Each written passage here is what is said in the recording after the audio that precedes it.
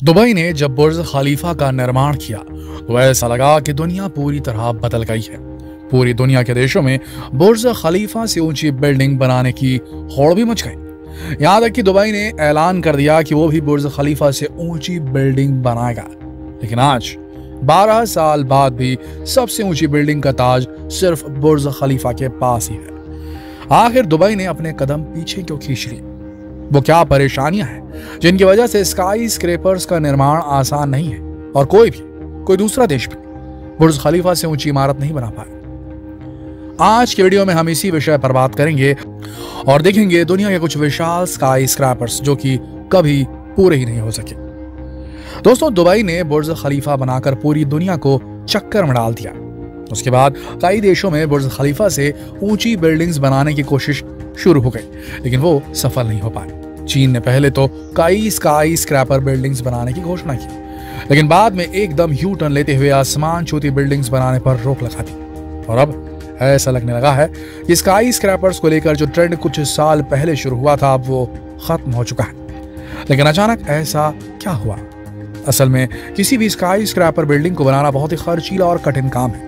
सबसे पहले उसके लिए स्टील का ढांचा बनाना पड़ता है और इन बिल्डिंग्स को आम बिल्डिंग्स की तरह रेक्टेंगुलर शेप में नहीं बनाया जा सकता, क्योंकि इस शेप की बिल्डिंग बनाने में परेशानी अधिक आती है और आप जितनी ऊंची बिल्डिंग बनाएंगे वो उतनी ही कमजोर होती चली जाएगी। जब बिल्डिंग की ऊंचाई अधिक होती है तो उसे तेज हवाओं और भूकंप के खतरों से सेफ रखना सबसे अहम टास्क हो जाता है, क्योंकि जैसे जैसे हम ऊंचाई पर जाते हैं हवा की गति बढ़ती जाती है। इसीलिए जब एक स्काई स्क्रैपर को बनाने की बात आती है तो इंजीनियर्स को कई संभावनाओं पर विचार करना पड़ता है। इसके अलावा जब एक गगनचुंबी इमारत बनाई जाती है तो उसके लिए उपयुक्त जगह का चुनाव भी एक चुनौती ही होता है। साथ ही इन बिल्डिंग्स को बनने में कई साल लग जाते हैं और कई बार बजट की कमी की वजह से ही इनके काम को रोकना पड़ जाता है। और जब बिल्डिंग बनकर तैयार हो जाती है, अगर बनकर तैयार हो भी गई, तब भी उसे अपनी लागत निकालने में 10 साल से ज्यादा का वक्त लगता है। इन बिल्डिंग्स में लोगों को रहने के लिए तैयार करना भी मुश्किल काम है। अगर बुर्ज खलीफा की बात करें तो इसमें भी केवल 160 मीटर की ऊंचाई को ही इस्तेमाल किया जा रहा है, बाकी की जगह खाली ही पड़ी हुई है।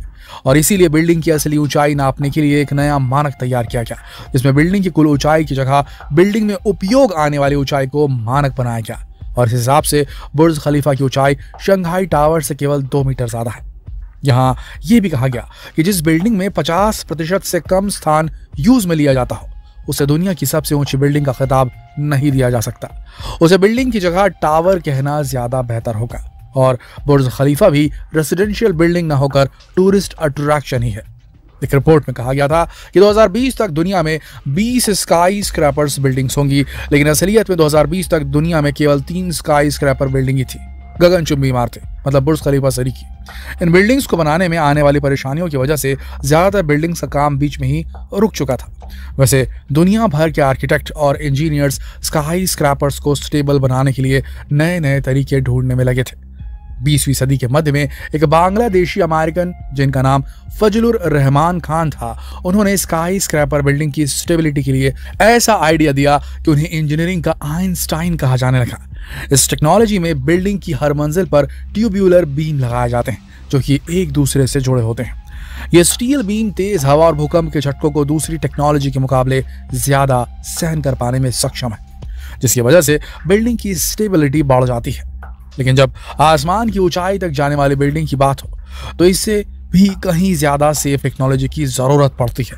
सन 2004 में साउथ कोरिया में द टावर पैलेस के निर्माण में इसी टेक्नोलॉजी को थोड़े चेंजेस के साथ यूज किया गया। इस बिल्डिंग को षटकोण के आकार में बनाया गया है ताकि जब तेज हवा चले तो बिल्डिंग के एक विंग को साथ वाले दोनों छोर संभाल लें। इस स्ट्रक्चर में बिल्डिंग का बेस एक्स्ट्रा सपोर्ट का काम करता है। आगे चलकर इसी टेक्नोलॉजी को बुर्ज खलीफा में भी इस्तेमाल किया गया।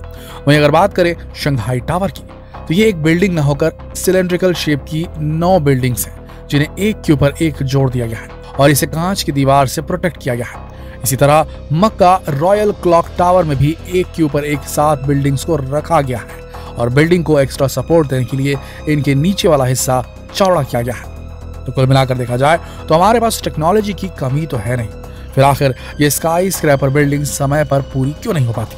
इस सवाल का जवाब जानने के लिए चलिए सबसे पहले रुख करते हैं चीन की ओर। देखा जाए तो दुनिया की सबसे ऊंची बिल्डिंगें चीन में ही है, जिनकी गिनती 20 से ज्यादा है। और इस वजह से सभी को ये उम्मीद थी कि दुनिया की अगली सबसे ऊंची बिल्डिंग का खिताब चीन की झोली में जाएगा, और इसकी तैयारी भी हो चुकी थी।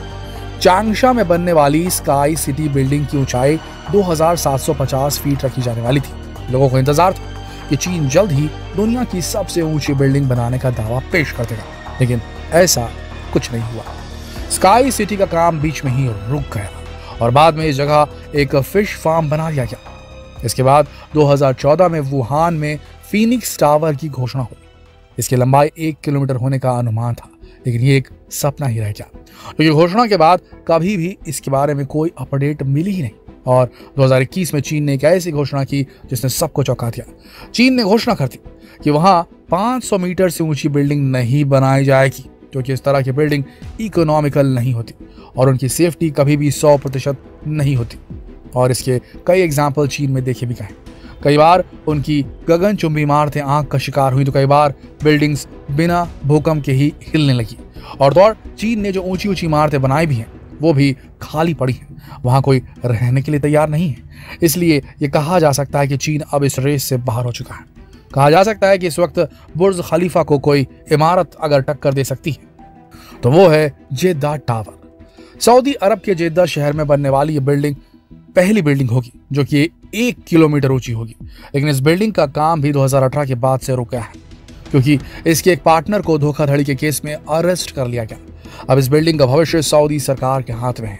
वहीं मलेशिया में भी 2 स्काई स्क्रैपर बिल्डिंग्स पर काम चल रहा है, लेकिन उनके भी नियर फ्यूचर में पूरे होने के कोई आसार नहीं दिख रहे। इसके अलावा जापान, इंडोनेशिया और कई दूसरे देशों में भी बड़ी बड़ी बिल्डिंग्स बनाने की घोषणा हो चुकी है, लेकिन किसी भी बिल्डिंग का काम शुरू नहीं हो पाया है।